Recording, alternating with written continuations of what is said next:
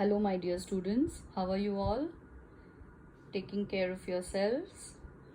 All right. So today we have now reached the last part of our leaf section. After this, I shall be uploading a worksheet for next week, a very exhaustive worksheet, and then I will start the next topic. All right. So far we have studied about the structure of leaf, the arrangement of leaves, the venation of leaves, that is arrangement of veins in leaves. Also we have seen the functions of leaves, right? Photosynthesis, transpiration, and the last lecture was about the modifications in leaf. Okay, now in that modification we had studied about the various modifications that we see for support, for protection, for food storage, etc. Continuing on the same lines, today's lecture is leaf modification for capturing insects. So let's start with the modifications seen in plants. Now what happens is, we all know that plants are self-sufficient when it comes to production of their food. Now there's also one more term given to the plants, that they are autotrophs. Last year, remember, in grade 5 we have done lot of food chains and food webs. In that, the beginning of the food chain, or who initiated food in the living world, was the producers, right? Why producers? Because they are able to produce their own food. Now the plants are able to produce their own food because of the presence of chlorophyll, right? We have seen that in the process of photosynthesis. That is why they are called as autotroph. Auto is self and troph is mode of feeding. So they are self-feeding organisms. But what happens is, in some plants, the requirement of the plants are not met by the soil conditions or the mineral present in the soil. Hence, this deficiency in the nutrients is then covered up by external source of minerals.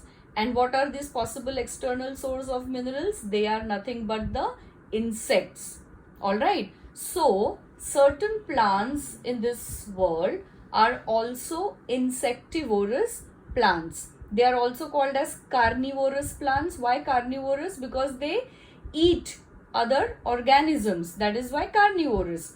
All right. So we are going to see 3 examples, though there are many more, but as per your syllabus we are just going to focus on 3 insectivorous plants.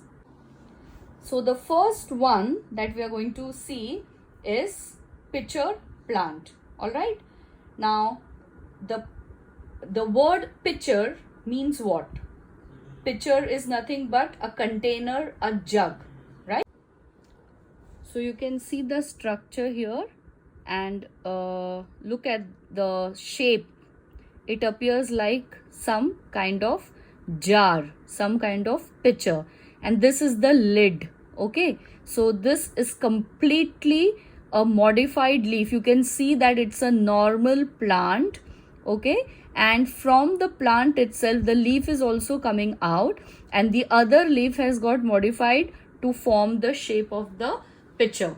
All right, so the leaves of this pitcher plant are modified, and then what happens? It has certain colorations to attract the insects. So as the insects come near the pitcher, the lid, it will go down and the lid will close, which will trap the insect. The insect gets entangled in the hair present inside the pitcher so that it doesn't fly out.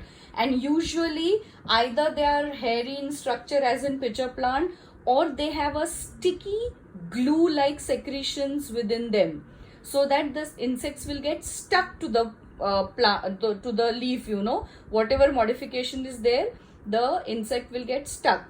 And the walls of the pitcher, here there are digestive juices that digest the insect inside, and then it is absorbed, and the same way as the food will be transported from one end to another, the nutrients also after digestion they get transported. All right. So this is the first example, carefully have a look at it, because in the exam what will happen, we will give you the images and you will have to identify them. All right, and then we will ask what are the various features or modifications, right? So pitcher plant, rightly named, is because the leaf modifies to form the shape of a pitcher. The next one is Drosera.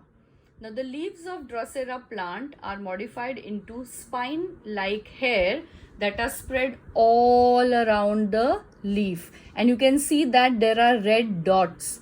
All right, so these are nothing but sticky globules, and it is also making the leaf very, very attractive. Okay, so what the insects imagine is nothing but they feel these are nectaries, and so they get attracted towards this pointed structures, and they are very sticky. So the insects get stuck, and then it will start twining around, curling around the particular insect, and then digest it. All right, so let's have a quick look. The leaves of Drosera plant are modified into spine-like hair that are spread all over the leaves. Each hair consists of a shiny, sticky globule-like structure. The insects get stuck on this glue-like substance. The hair then bends and entangles the insect completely. What are these sticky globules? The globules will release digestive enzymes to digest the insect. So that is how the insect will then get digested. Is that clear? So what was the earlier modification of the leaf? It had formed a pitcher. In this, what is the modification? The leaves will have hair-like structure throughout the entire section of the leaf. That is the modification that we are seeing. The third one that you need to study about an insectivorous plant is a Venus flytrap. Now, here these are all leaves. Can you see? These are all leaves. Okay. The leaves will, bend or fold from the midrib like a hinge. Okay. So, hinge, you remember hinge joint opens only in one direction. Just like that, the leaves are, first of all, one modification you can see is the edge of the leaf, right? The edge of the leaves have pointed hair-like structures, and the second modification is the leaves bend into the leaf will bend from where the midrib is there and fold, all right, and trap the insect inside. So once the insect enters, both the sides of the leaf will close and completely the insect will be trapped inside. Most of the times the leaf blades remain open. When will they close? As soon as the insect comes in contact with the leaves, they will trap the insect by closing. Otherwise, they remain open. And if you see carefully, the interiors of the leaves, the inside of the leaves are giving a color to attract the insects. So the insect will be attracted and try to reach there. The moment the insect reaches there, the sides of the leaves will trap it by closing. Okay, and the leaves will then secrete digestive enzymes to digest the insect.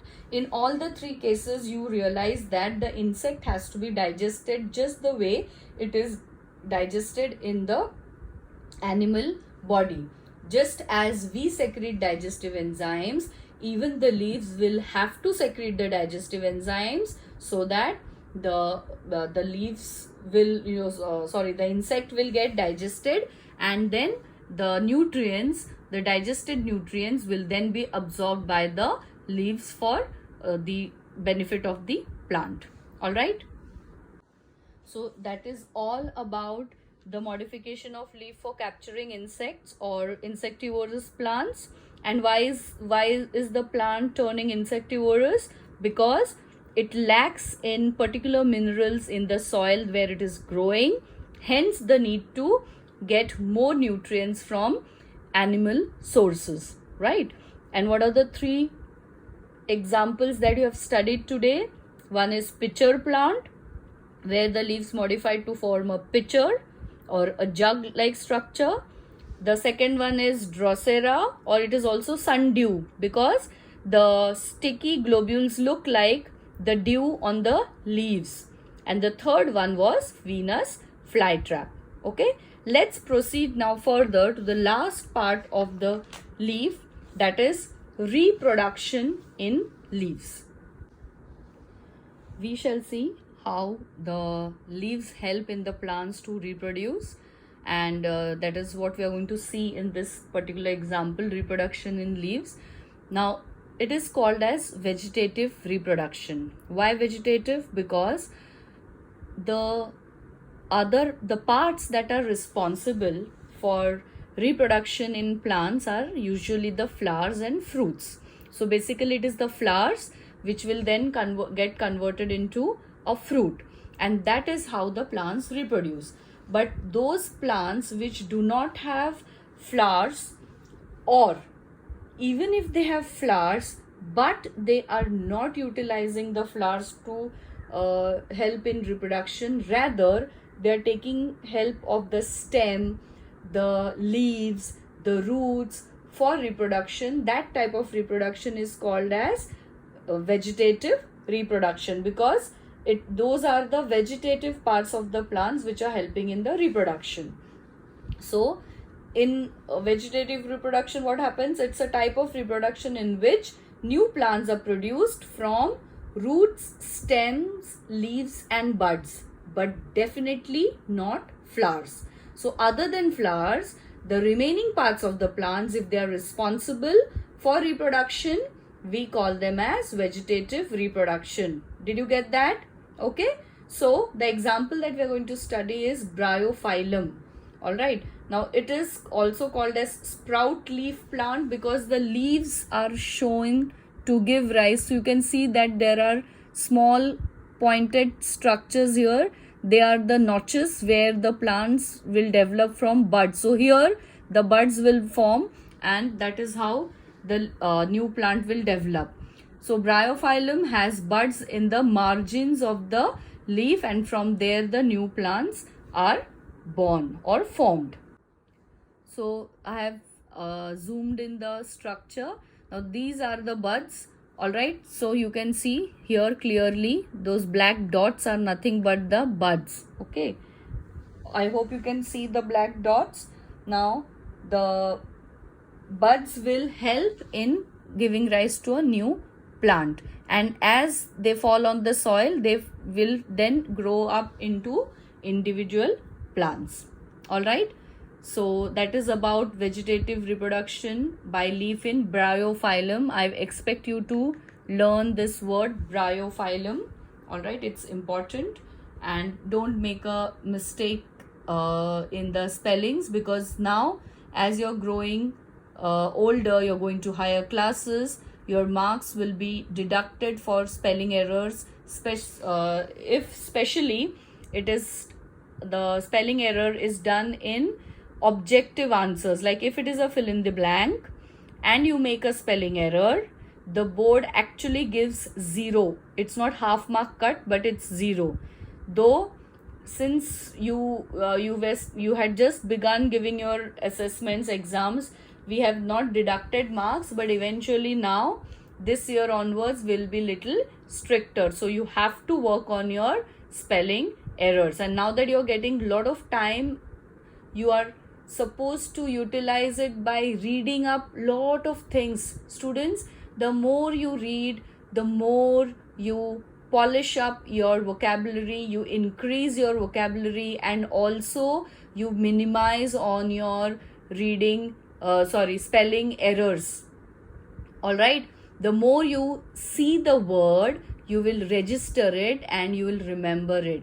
I hope you are utilizing this time to the best of your abilities, reading up, because reading is the only key to increase your vocabulary, and that is must, very important as you go to higher classes. Alright, so this time I'm not giving you any homework. I want you to revise properly all the other videos I have sent so far, because the next week you will be getting an exhaustive worksheet which you are expected to solve. Alright, Take care of yourself. Bye for now.